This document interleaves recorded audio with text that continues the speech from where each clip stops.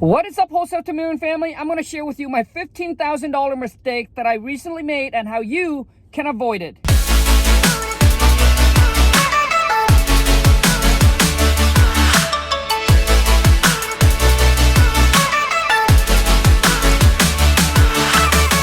So let's start at the beginning. I got the seller locked up on a contract, all right, for 60 days to purchase the property.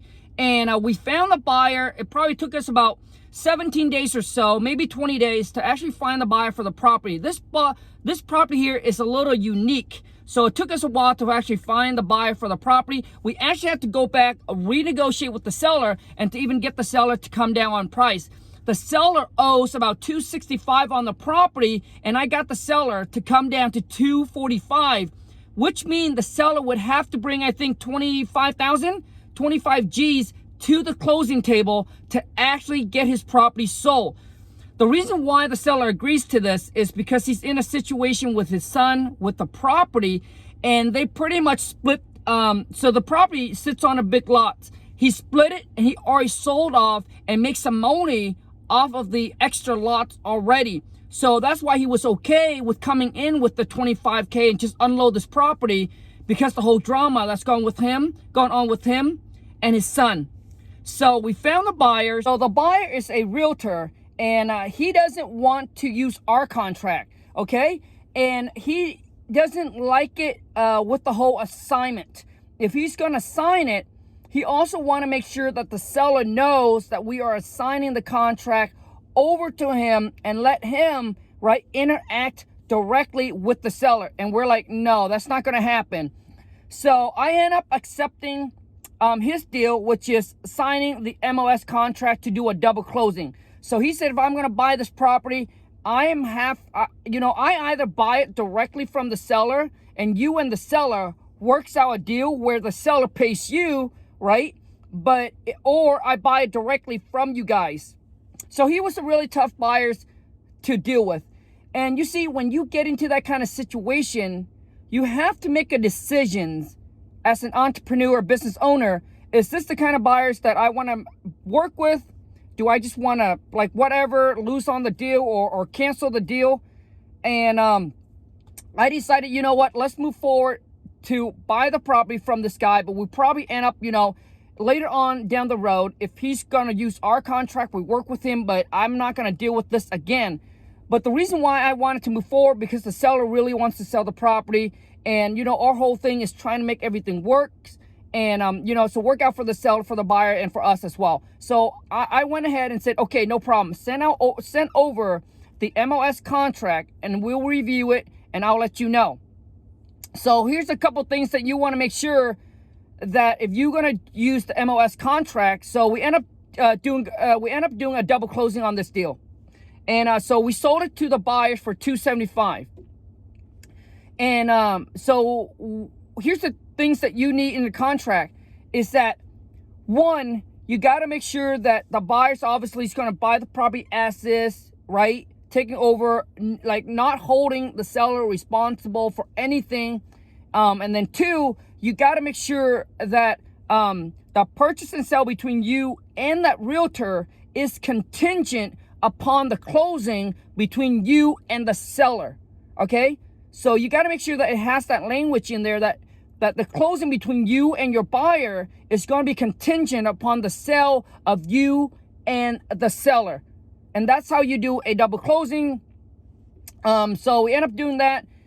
And so what happened is, fast forward, the buyer dropped off a $5,000 deposit, non-refundable. And the seller wants us to, after inspections, to waive our inspection contingent and release the earnest money that we had with him, which in this case, the seller asked from us. He asked $5,000 from us.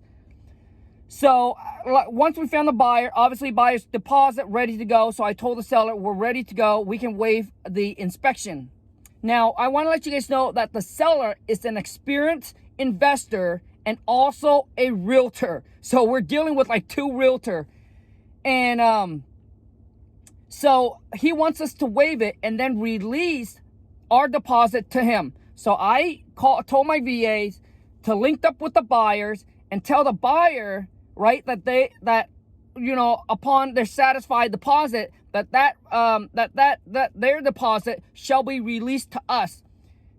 Agent blew up, the buyer blew up, buyer said, nope, I'm not gonna make, that's not gonna work for me. It has to stay in escrow until closing. What if you guys can't close? Blah, blah, blah, blah, blah, So I understand where he's coming from. Okay, I understand where he's coming from.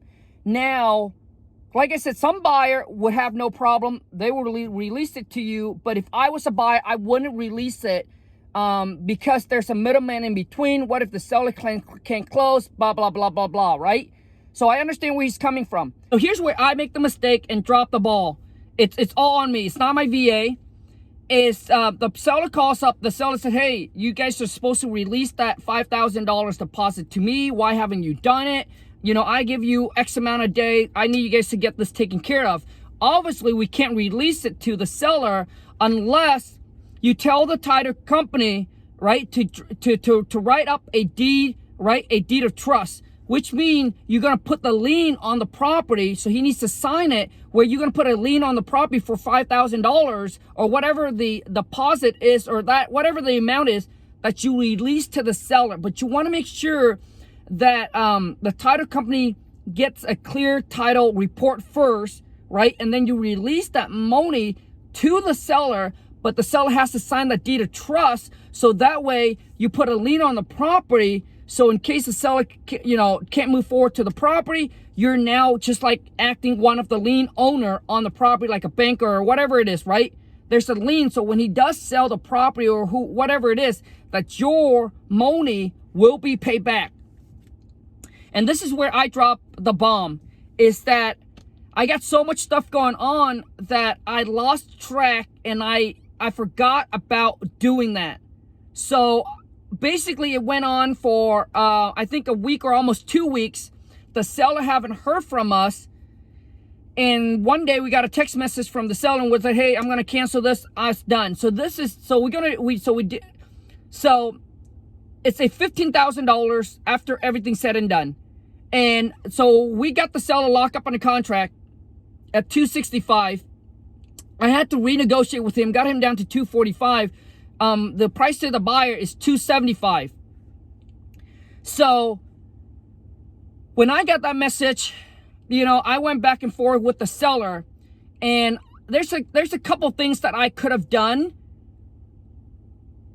And this is a common mistake that, I've been in business for 9 years now, that I shouldn't have made. But you know what? Things happen. And that's why I'm sharing with you guys, so that way you don't make the same mistake. So there's a couple things I should have done. Obviously, number one is I should have done the deed of trust and have the title company write that up and then release it to him, right? Number two is when he calls back, what I should have done is I should have positioned myself, and I should have got somebody else jump on the call with him versus me. The problem is that I could have my VA deal with this whole thing, but he doesn't want to deal with anybody else throughout the process except for me, because he talks to me and he's comfortable with it. But what I should have done too is I should have got Lon, right? I should have got Lon or on the phone or one of my VAs as my team manager, as a CEO of the property, and said that, hey, here's what Khang did. He dropped the bomb on it. He made a mistake, so we let him go, or we lay him off for X amount of days. What that's going to do is it's going to calm the seller down. It lets you know that you recognize the mistakes, and you recognize the mistakes, whether it's your mistake or it's not your mistake. What I've learned is that you don't want to cause a conflict between you and the seller, because once you have caused a conflict, it's extremely hard to repair that relationship. So I should have got on the phone and, hey, this is it, and then have someone else repair the issue. And I think that would have fixed the issue. But instead, I got on the phone with him and we went back and forth, blah, blah, blah. And it turns out really bad because the seller's really angry, and he's angry at me, right? He's angry at me. He's angry at the whole situation and at me. So obviously we end up what we did when we end up having to cancel it. I could have took on another, like I could have gone on and say, hey, we have a legal binding, I'm gonna have my attorney, blah, blah, blah. But to me, it's like, you know, if the seller's not happy with moving forward, selling the property, unless he, you know, the seller signed it and then find another buyers and try to go behind our back and things like that, that's when you basically stand your ground. But in this case, I knew it wasn't. I knew it was kind of all fault. So I said, no problem. We're just going to cancel it. But when you do cancel, what you want to make sure is that you send the assignment addendum to cancel between you and the buyer first. And then after you get that sign back, then you send the cancel contract between you and the seller. So we call the buyer up, and the buyer blew up, and the buyer you know, he really wants the property. But we told him that, and this is where the key is, that the closing of your property or of your purchase between you and the seller, you got to make sure that it's in the contract with the buyers, that it's contingent. If you do a double closing, and if you use their contract or the MLS contract, it's contingent upon the sale between you and the seller. So we told the buyer, there's nothing we can do. We want to move forward to buy the property. Here's what's going on. Buyer's not going to sign, right?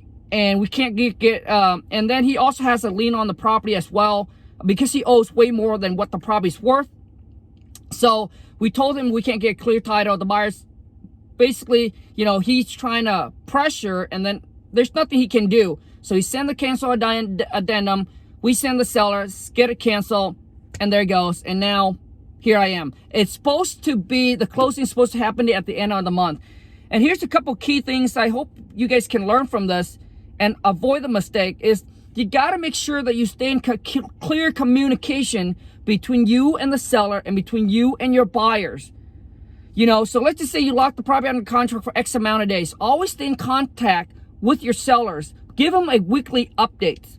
Whether you have set in a showing or you have not set a walkthrough for your buyer, or whether you have final buyer or have not final buyer, you got to keep your seller on a weekly update, because a lot of times, you know, sellers are afraid that they're being scammed or whatever. You know, like they need to know, they need to kind of know what's going on.